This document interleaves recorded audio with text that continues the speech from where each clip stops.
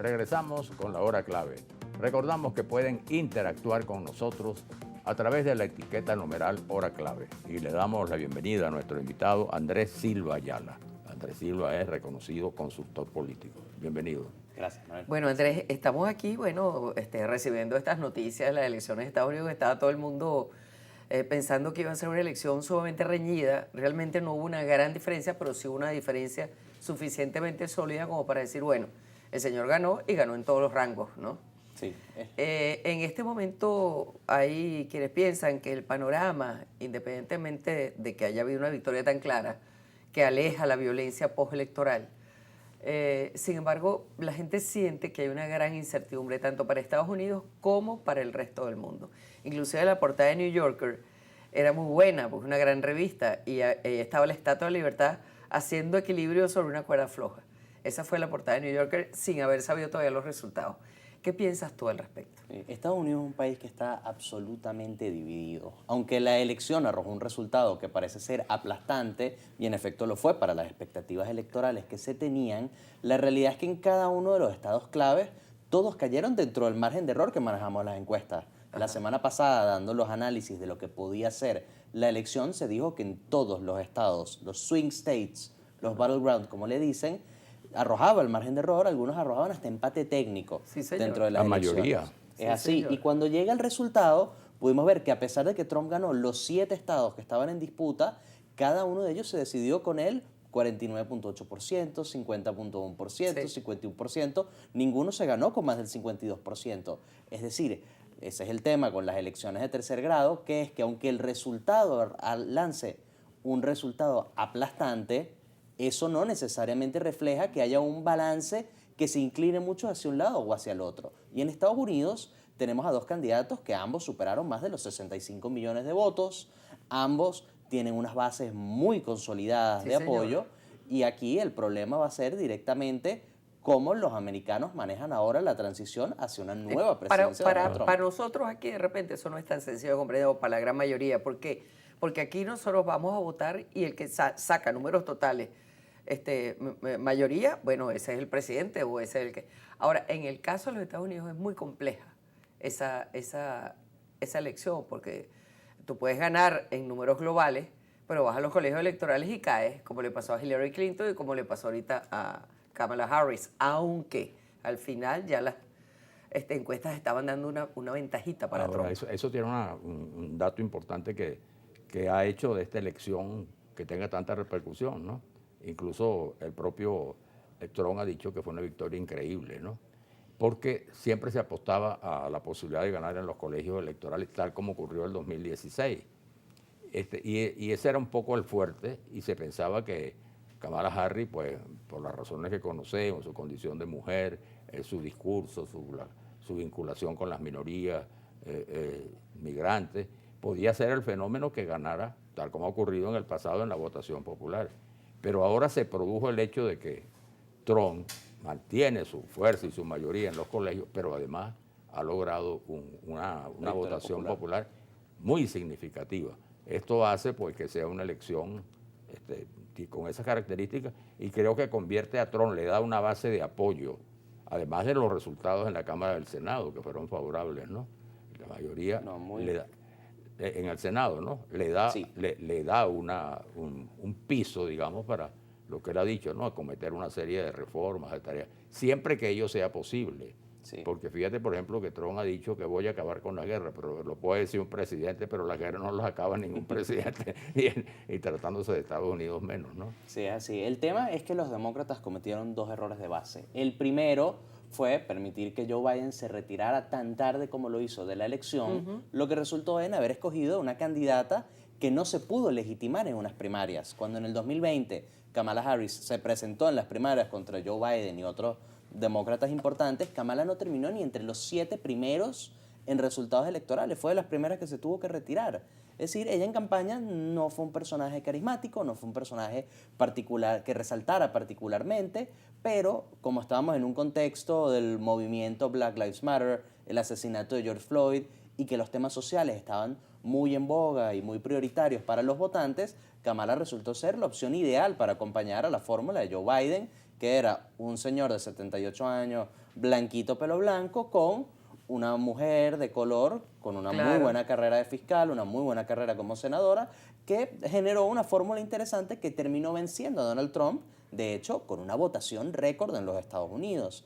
Pero llega el 2024, después de 3 años y medio de una vicepresidencia muy sombría, muy ausente, que a Kamala Harris la neutralizaron dentro de la Casa Blanca, y llega sin tener ningún tipo de capacidad de demostrar su posibilidad de movilizar a los votantes, y eso es lo que genera el segundo problema que hubo con la elección, que es que ellos subestimaron a lo que eran las bases del voto de Trump. Cuando Trump se presenta en la elección y analizamos los resultados, vemos que en cada uno de los grupos demográficos que Kamala Harris esperaba tener buenos resultados, como lo son hombres negros, latinos, asiáticos, árabes y otras comunidades importantes, no solo Donald Trump sacó números históricos para el Partido Republicano, sino Kamala Harris a nivel de condados no pudo superar los números de Joe Biden en ninguno de los condados claves que tenía que ganar para lograr la presidencia. Sí. Ahora fíjate, hay una cosa que a mí me gustaría que nos dieras tu opinión, porque hay quienes piensan, es decir, Trump ha hecho hincapié en una serie de temas de campaña, de banderas, pues. Inclusive ha sido muy polémico el tema con los migrantes, etcétera, etcétera, ¿no? Pero ya sabemos por experiencia pasada, de su presidencia pasada, que él de repente se olvida fácilmente qué fue lo que dijo en campaña. Eso suele ocurrir con casi todos los políticos hoy en día, por temas de demagogia, ¿no? Ahora, ¿tú realmente cuáles crees que van a ser los puntos focales del señor Trump en esta oportunidad? Tanto interna como internacionalmente. Internacionalmente, uno de sus puntos en el que más ha hecho énfasis es que él acabaría la guerra con Ucrania en su primer día, que él defendería los derechos de Israel y estaría muy presente en el conflicto del Medio Oriente. Y la realidad es que, por ejemplo, con el tema de Ucrania, yo pienso que él va a tener un acercamiento muy diplomático. No es ningún secreto que él siempre ha tenido cierta afinidad por el presidente de Rusia y probablemente intente aprovechar eso para tener una participación activa en el fin de la guerra. Lo que él no aclara es el fin de la guerra beneficiando a quién, que ese es un tema más que importante en el conflicto. Pero a la agenda interna, la migración va a ser uno de sus principales temas. Él aprovechó mucho como bandera de campaña poder criticar que Kamala Harris era la responsable del tema migratorio en los Estados Unidos, que estamos viendo números récord de declive en el tema de seguridad fronteriza. Entonces él va a priorizar mucho ese tema. De hecho, es uno de los temas que lo impulsó con el voto latino, porque los latinoamericanos en Estados Unidos apuestan por un sistema de migración un poco más restrictivo que el que se tiene actualmente. Sí, que no quiere la migración ilegal. Es así, porque esa migración ilegal lo que ha generado es un perjuicio enorme para los migrantes legales que hay en Estados Unidos, por el estigma que tienen, por los trabajos que estos migrantes ilegales agarran y por los beneficios que se le dan, porque aquel que gastó un dineral en aplicar al proceso legalmente como se debe, está teniendo los mismos o menos beneficios que aquel que cruzó la frontera, recibió su estatus de protección. Lo que llamaban, que eso ya lo abolieron, pero lo que llamaban pies secos, pies mojados. Es decir, tú entrabas legalmente, pagabas tus derechos consulares, todas tus cosas, y de repente venía uno y se metía por la frontera y inmediatamente lo legalizaba. Ahora, él hizo un planteamiento en el 2016, lo convirtió también en el tema, no era tan grave como ahora, ¿no? Sin duda alguna. Pero incluso aquella propuesta del muro que se comenzó a construir, ¿no? Pero que generó muchas... Bueno, pero al final pareciera que en su estilo político, que también es muy común, él le da muchas concesiones a las promesas, ¿no? Y en este caso hay un dato que es importante destacar en esta elección, y es la presencia, el efecto que está teniendo lo que se llama el manejo digital de las redes sociales en los procesos electorales. Y una de las fortalezas ya no solo es la estructura del Partido Republicano, que la tiene y la tendrá siempre, sino que también él tiene y ha tenido siempre, porque él fundamentalmente más que político siempre fue un hombre de marketing y de negocio, siempre ha tenido el manejo, que eso puede explicar mucho el incremento de su votación popular, ¿no? Sí, Donald Trump siempre ha tenido un manejo de las redes excepcional. Él es un tipo que formó su carrera. Tiene una propia red incluso. Es así, tiene su propia red, Truth Social, que quizás él debe ser de los pocos usuarios. De hecho, si no me equivoco, está rankeada como la aplicación 1700 que se descarga en Apple. Es decir, no es una aplicación particularmente influyente, pero la manera en la que lo vende, uno juraría que es el nuevo Twitter. Nada más que con su reciente apoyo de Elon Musk a la campaña, él no necesita un nuevo Twitter. Él cuenta con el apoyo del Twitter institucional. Entonces con Trump tenemos un sistema de medios muy enfocado en el politainment. De hecho, en un libro que acabo de publicar hablo de cómo Donald Trump utilizó el politainment para precisamente proyectarse a la Casa Blanca en el 2016, y este año él repitió ese mismo sistema. Él ha sabido cómo acaparar el espacio en los medios para promover su plataforma, él ha sabido ser suficientemente controversial para poder promover su plataforma, y él ha sabido apelar a la espiral del silencio y a romperla, buscando que esa mayoría silenciosa, que es precisamente la que en 2016 hizo que gran parte de las encuestas se equivocara y que ahora en 2024 se proyectara un empate técnico que terminó resultando en Donald Trump barriendo los estados clave, que se debe a que Donald Trump capta ese sentimiento de aquellos que piensan políticamente incorrectamente y les da una base, les da un sitio seguro donde ellos sienten que pueden expresarse. Y es por eso que esos grupos más radicales que vemos en los Estados Unidos son los que terminan impulsando a Donald Trump a ganar la elección y son los que terminan promoviendo su plataforma, promoviendo la polarización. Y ahora, eso es otro tema muy interesante, porque resulta que ya una cosa es ser candidato y llegarle a esos grupos con un discurso tremendista, y otra cosa es ser presidente y tener que mantener una cierta, digamos, armonía social y política dentro del país para tú poder conseguir tus objetivos, ¿no? Es así, es por eso que Donald Trump es mucho mejor candidato como opositor que como gobierno. En esta campaña hay una nueva particularidad, que es que teníamos a la candidata que representa el gobierno haciendo una campaña como si ella fuera la oposición, pero teníamos al candidato de oposición haciendo una campaña defendiendo su récord de gobierno como si él es el que estuviera buscando. Además que todo gobierno que está en el momento que tú vas a escoger a otro tiene un desgaste que siempre influye, ¿no? Es así, y esos 4 años que tuvo Trump, sobre todo considerando que sus últimos meses de gobierno fueron particularmente caóticos por la pandemia, por el 6 de enero, después de haber perdido índices económicos y de desempleo que iban en picada hacia abajo, Donald Trump tuvo 3 años y medio no solo para dar borrón y cuenta nueva con esos temas, sino para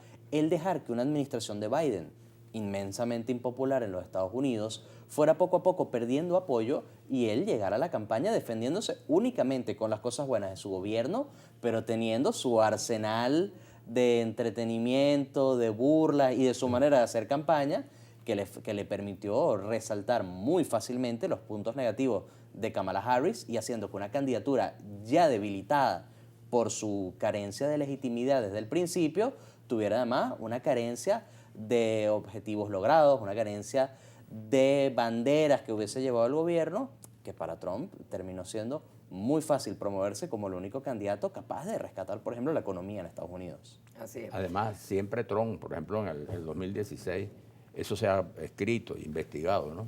Trump, con su visión de marketing de la política, cuando todo candidato se lanza para obtener la presidencia, la mayoría, él por supuesto aspiraba a la mayoría, pero focalizó sus mensajes en las particularidades de la zona, de los famosos 7, ¿no? estados, Claro. y cómo ganar ese voto. Su objetivo era ser presidente, pero no solo por obtener el voto de todos los americanos, sino puntualizando allí. Y su política fue enfocada en esa dirección y le resultó exitosa. Es Que fue decir, lo que ocurrió Trump con... supo segmentar esos grupos Exactamente. democráticos, y es por eso que cuando nosotros escuchamos a Trump hablando sobre todo de lo que han hecho la administración de Biden y Harris por descarte, él ha ido específicamente a aquellos aciertos o desaciertos de Biden y de Harris que le hablan a esos grupos demográficos. Es por eso que hacía énfasis en la migración por la frontera sur ilegal, para apelar al voto latino que busca una frontera un poco más segura. Él por eso habla de la desastrosa salida de Estados Unidos de Afganistán, su desastrosa participación en Gaza, para apelar también a esos grupos árabes y musulmanes que están en los Estados Unidos, muy presentes en Michigan, Pensilvania y Wisconsin. Ya tenemos que ir terminando. Ahora, evidentemente que esa ingeniería tiene que ser ahora muy bien pensada y muy bien desarrollada. Porque fíjate que el secretario de Estado Vaticano, cuando se enteró del triunfo, dijo, bueno, nosotros hacemos votos porque sea un gobierno exitoso y por la paz en Estados Unidos, pero recuerde, señor Trump, que nada nos gustaría más que usted tuviera la varita mágica para acabar con todas las guerras como lo prometió en campaña, pero ni usted tiene la varita mágica. Entonces, ahí es donde viene la parte interesante de todo este desarrollo ahora. No, además que hay que tomar en cuenta, como siempre, pues el presidente de Estados Unidos es el presidente, pero los factores de poder deciden las políticas Exactamente. fundamentales. No solamente es el que A dice. diferencia de estos países de América Latina, donde el presidente ejerce pues la presidencia y el poder. ejerce y abusa. Allá tienes además. que conciliar Dice, yo con los digo factores. esto y ya está. Tienes que Sí. conciliar con los lobbies, con los factores de presión, que son la historia de Estados Unidos. Claro. Y ahí está en juego el tema militarista, que bueno, para que cese la guerra automáticamente va a costar bastante, ¿no? Es así, es por eso que Trump tiene que aprender a separar el showman del político. Y después de Es- 4 años en la Casa Blanca, él ya tiene la experiencia necesaria para ante los medios ser el showman, pero a la hora de negociar, ahora con un Senado, una Cámara y una Corte Suprema que se inclinan hacia los republicanos, con una facilidad para hacer política, que debería Trump poder ejercer un mandato muy adecuado a la plataforma que él mismo prometió. Separar el showman del estadista. Me voy a adelantar. Esa es la clave. Muchas gracias, Andrés. Vamos a la Gracias, pausa, Andrés. ya volvemos.